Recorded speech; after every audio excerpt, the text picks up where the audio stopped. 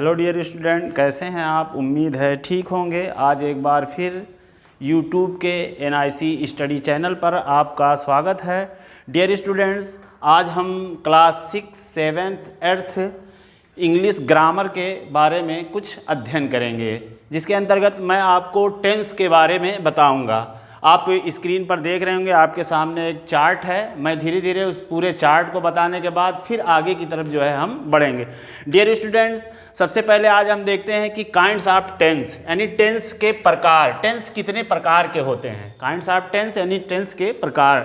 Tense कितने प्रकार के होते हैं? जैसा कि हमको मालूम है कि टेंस 3 प्रकार के होते हैं, एक प्रेजेंट टेंस, एक पास्ट टेंस और तीसरा फ्यूचर टेंस। ठीक है, उसके बाद हम इन तीनों टेंसों के भी काइंड्स होते हैं। जैसे आप देखेंगे कि प्रेजेंट के 4 प्रकार होते हैं, present indefinite tense, present continuous tense, present perfect tense और प्रेजेंट परफेक्ट कॉन्टिन्यूअस टेंस। उसके बाद आप देखेंगे कि पास्ट टेंस है आपका दूसरे नंबर पर। तो पास्ट के भी जो है 4 काइंड्स या 4 प्रकार होते हैं। इसके अंतर्गत आप देखेंगे कि past indefinite tense, past continuous tense, past perfect tense, past perfect continuous tense. उसके बाद है नंबर 3 फ्यूचर टेंस, यानी आपका जो भविष्य काल होता है। प्रेजेंट को आप देखेंगे कि इसे वर्तमान काल कहते हैं या वर्तमान काल। इस पास्ट को आप देखेंगे कि भूतकाल। भूतकाल का मतलब जो कि आपका बीता हुआ काल होता है या बीता हुआ समय होता है।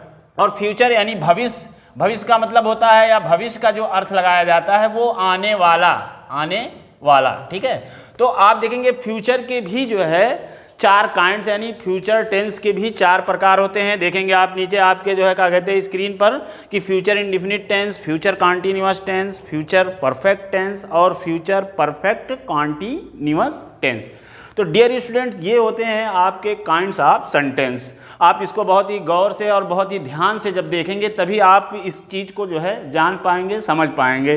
डियर स्टूडेंट, ये टेंस यानी 3 प्रकार के होते हैं। फिर इन तीनों टेंसों के अंतर्गत इनके 4 प्रकार, यानी कुल कितने टेंस हो जाते हैं आपके यहाँ देखेंगे कि 4 3 12 यानी 12 प्रकार हो जाते हैं, जिसमें प्रेजेंट, पास्ट और फ्यूचर के 4 टेंस होते हैं। और इनका अध्ययन हम अलग अलग करेंगे और सारे लोगों का अलग अलग सेंटेंसों के माध्यम से करेंगे। जैसे अफर्मेटिव सेंटेंस, आपने सेंटेंस पढ़ा होगा, तो उसमें अफर्मेटिव या सिंपल सेंटेंस आपको कहते हैं। उसके बाद जो है आपका निगेटिव सेंटेंस है, इंट्रोगेटिव सेंटेंस है और इंट्रोगेटिव और निगेटिव। इन 4 सेंटेंसों के अंतर्गत हम अलग अलग रूप से जो है 4 सेंटेंसों को किस प्रकार से बनाया जाता है, उनकी क्या पहचान होती है और पहचान के आधार पर उनके बनाने के क्या नियम होते हैं, कैसे आप जो है क्या कहते हैं हिंदी से उसको इंग्लिश में अनुवाद करेंगे, इसके बारे में जो है हम अध्ययन करेंगे।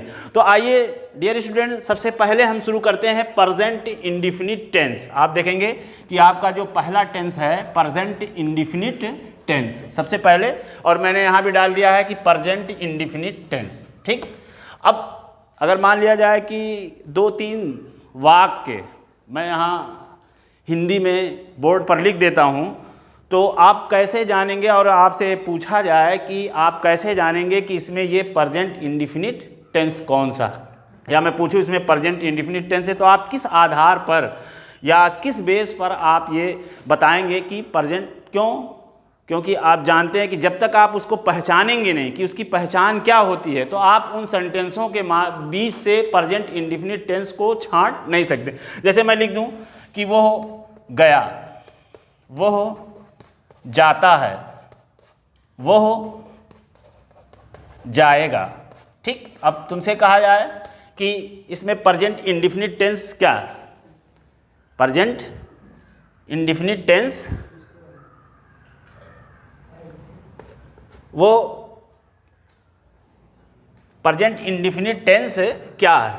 ठीक, तो आप देखेंगे कि प्रेजेंट इंडेफिनिट टेंस की जो पहचान होती है, मैं बताऊंगा, बहुत गौर से सुनिएगा। आप अक्सर सुनते होंगे कि प्रेजेंट इंडेफिनिट टेंस की पहचान या किताबों में पढ़ते होंगे, तो लिखा रहता है कि वह वाक्य या जिन वाक्यों के लास्ट में या जिन वाक्यों के आखिर में ता है आता है उसे हम प्रेजेंट इंडेफिनिट टेंस कहते हैं, उसे हम प्रेजेंट इंडेफिनिट टेंस कहते हैं। लेकिन नहीं, मैंने जब उसको देखा और पढ़ा और जाना और जब समझा, तो मुझे लगा कि जिन वाक्यों के अंत में ता आता है उसे ना कह करके, बल्कि इसको ये कहा जाए कि जिन वाक्यों की क्रियाओं के अंत में ता आता है उसको हम क्या कहते हैं, प्रेजेंट इंडेफिनिट टेंस। तो आप देखेंगे जाता, यानी जब भी आप प्रेजेंट इंडेफिनिट टेंस की पहचान करेंगे तो हम क्रियाओं के अंत में ही ता को पाते हैं, क्योंकि बिना क्रिया के अगर आप समझ लीजिए कि जैसे वो जूता है, वो जूता है, ठीक, वो जूता है,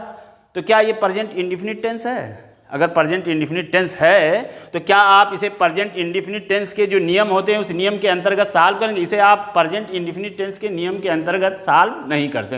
हाँ, आप ये कह सकते हैं कि ये एक प्रेजेंट टेंस है, लेकिन ये उसका इंडेफिनिट नहीं है। इंडेफिनिट में क्रिया का होना आवश्यक है, इसीलिए हम वाक्य की क्रियाओं के अंत में, इसको आप नोट भी कर सकते हैं, पहचान इसकी क्या हो जाएगी। सबसे पहले हम देखते हैं कि जिन वाक्यों के अंत में, जिन वाक्यों के अंत में ना लिख करके, बल्कि क्या लिखा जाए कि जिन वाक्यों की क्रियाओं के अंत में, यहां पर क्या लिखा जाए कि जिन वाक्यों की क्रियाओं के अंत में, वाक्यों की क्रियाओं के अंत में, ये हमारी पहचान होती है। अंत में ता है,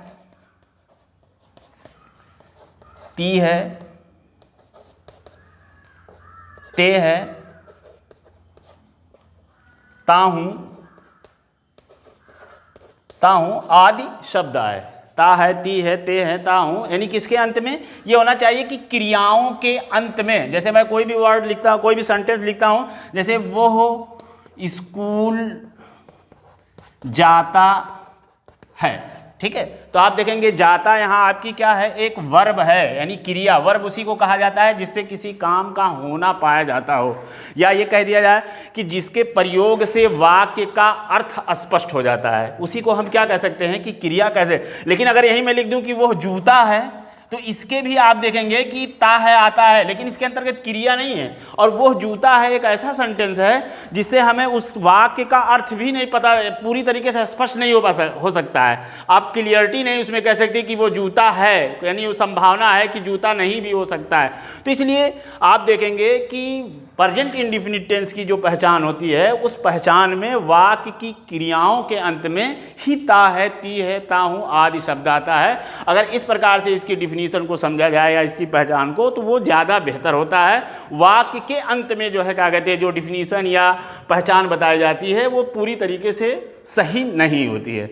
तो डियर स्टूडेंट्स, आप देखेंगे कि यानी जिन वाक्यों की क्रियाओं के अंत में ता है, ती है, ते है, ताहूं आदि शब्द, वो हमारा क्या होता है, प्रेजेंट इंडेफिनिट टेंस होता है। आइए अब इसी को हम अनुवाद के नियम को देखते हैं। पहचान हमने जान लिया कि अब कहीं भी 2 या 3 या 4, 5 सेंटेंस या वाक्य हिंदी में लिखे हों, तो हम इस पहचान के आधार पर प्रेजेंट इंडेफिनिट टेंस को उन वाक्यों के बीच से छांट सकते हैं या निकाल सकते हैं या हम जान सकते हैं।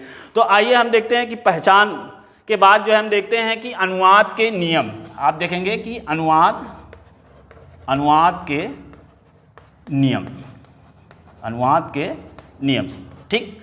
पहले ही मैं बताया हूँ कि सेंटेंस होते हैं अलग अलग और उन सेंटेंसों के अलग अलग नियम होते हैं। तो आज यहाँ हम सिर्फ जो है प्रेजेंट इंडेफिनिट टेंस का सिंपल सेंटेंस या आप जानिए कि एफर्मेटिव सेंटेंस,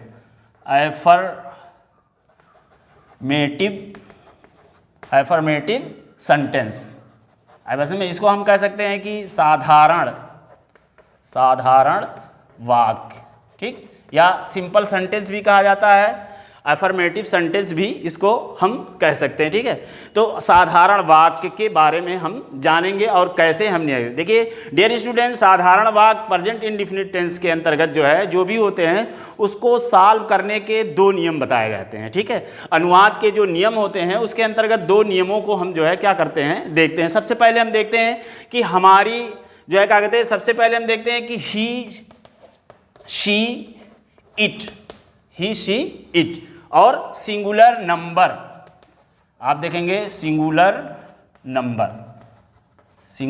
नंबर यानी हमारा सब्जेक्ट क्या हो, यानी ही, शी, इट या सिंगुलर नंबर हो। आए बस में। तो हम क्या करते हैं, यानी सबसे पहले आप देखेंगे कि सब्जेक्ट, और वो सब्जेक्ट क्या होना चाहिए हमारा, ही शी इट और सिंगुलर नंबर होना चाहिए, ठीक है। और उसके बाद हम जो है इसको लिखेंगे, और उसके बाद हम वर्ब की फर्स्ट फॉर्म, वर्ब जो मैंने बताया था कि वर्ब होता है उसकी फर्स्ट फॉर्म में यस या ईएस को जोड़ते हैं। वर्ब की फर्स्ट फॉर्म में आप देखेंगे यस या ईएस, यस या ईएस, और उसके बाद फिर अगर कोई ऑब्जेक्ट है तो उस ऑब्जेक्ट को भी जो है आप लास्ट में लिख देंगे। जैसे एक सेंटेंस देखेंगे कि वो स्कूल जाती है, ठीक, ये आपका सिंपल सेंटेंस है, आप पहचानेंगे इसको कि जाती है एक जो है क्या कहते हैं वर्ब के आखिर में तायती है और इसके अंदर वर्ब का प्रयोग किया गया है। अब आप इसको कैसे जो है अनुवाद करेंगे आप, तो आप देखेंगे कि मैंने बताया जो पहला नियम है आपका कि अगर आपका सब्जेक्ट ही शी इट और सिंगुलर नंबर है तो हम क्या करते हैं कि सबसे पहले सब्जेक्ट लिखते हैं और उसके बाद फिर वर्ब और उसकी फर्स्ट फॉर्म में यस या ईएस जोड़ करके जो हमारा ऑब्जेक्ट होता है वो हम लिख देते हैं। तो जैसे इसमें हम देखेंगे कि ही यानी वो, यानी क्या हो गया आपका ही, ठीक है, यही हमारा सब्जेक्ट है, ठीक, सब्जेक्ट है, और ये सिंगुलर नंबर के अंतर्गत भी, हाँ, जो यहाँ जाती है तो लड़की है तो ये आपका क्या हो जाएगा शी, ठीक। जैसे अगर आपका जो है क्या कहते हैं लड़की है तो आप देखेंगे कि जो है स्त्रीलिंग है तो वहाँ आप सी का वह के लिए प्रयोग करते हैं, और अगर पुल्लिंग है या पुरुष है या लड़का है तो उसको हम क्या करते हैं वहाँ पर ही का जो है क्या करते हैं प्रयोग करते हैं, तो हो जाएगा सी। उसके बाद मैंने बताया कि वर्ब की फर्स्ट फॉर्म, तो इसमें वर्ब क्या है जाती, आए बस में, तो जाना की अंग्रेजी क्या होती है गो। अब इसके अंदर जो है हम क्या करते हैं यस या ईएस जोड़ देते हैं, तो क्या हो जाएगा सी गोज। उसके बाद आप देखेंगे कि मैंने बताया है कि ऑब्जेक्ट अगर आपका कुछ हो तो उस ऑब्जेक्ट को आप क्या कर देते हैं लिख देते हैं। तो आप देखेंगे कि इसमें ऑब्जेक्ट क्या है कि स्कूल, वो स्कूल जाती है, तो यहाँ स्कूल, तो गो टू क्या हो जाएगा स्कूल, ठीक, गो टू स्कूल। उसी तरीके से और कोई शब्द देख लीजिए। दूसरा नियम मैं बताता हूँ, इसके अंतर्गत पहले नियम के अंतर्गत ये था, और दूसरे नियम के अंतर्गत आप देखेंगे कि दूसरा नियम है कि आई वी यू दे तथा प्लूरल नंबर,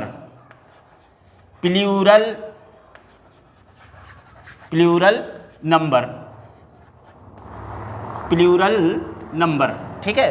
यानी जब हमारा जो है सब्जेक्ट क्या हो आई वी यू दे तथा प्लूरल नंबर हो तो हम क्या करेंगे, सबसे पहले सब्जेक्ट लिखेंगे, उसके बाद वर्ब की फर्स्ट फॉर्म, तो उसमें हमें ना कुछ जोड़ना है और ना घटाना है, ना बल्कि वर्ब की फर्स्ट फॉर्म को उसी रूप में जो है हमें क्या कर देना है लिख देना। तो आप जैसे देखेंगे, और उसके बाद जो आपका ऑब्जेक्ट है तो जैसे आप देखेंगे वे स्कूल जाते हैं, वे स्कूल जाते हैं, ठीक, वे स्कूल जाते हैं। तो आप देखेंगे कि यहाँ पर हमारा सब्जेक्ट क्या है वे, इसकी इंग्लिश क्या होती है दे, जो हमारा सब्जेक्ट है यानी वो प्लूरल नंबर के अंतर्गत आता है, तो आप लिखेंगे दे।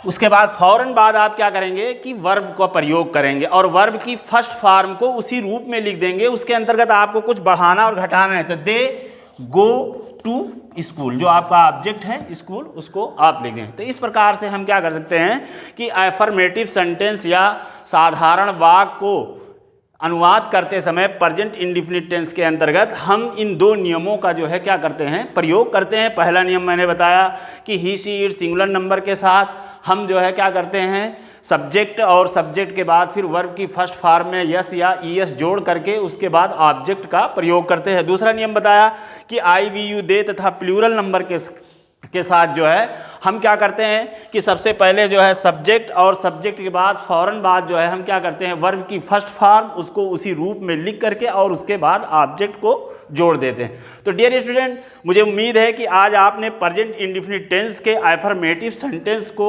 सीखा होगा और आपको ये जानकारी होगी कि जो है हम affirmative sentence present indefinite tense के किस प्रकार से अनुवाद करते हैं, उसकी पहचान क्या होती है और कौन कौन से जो है क्या कहते हैं इसको अनुवाद करने के ये दो नियम किस प्रकार से हम लागू करते हैं। धन्यवाद।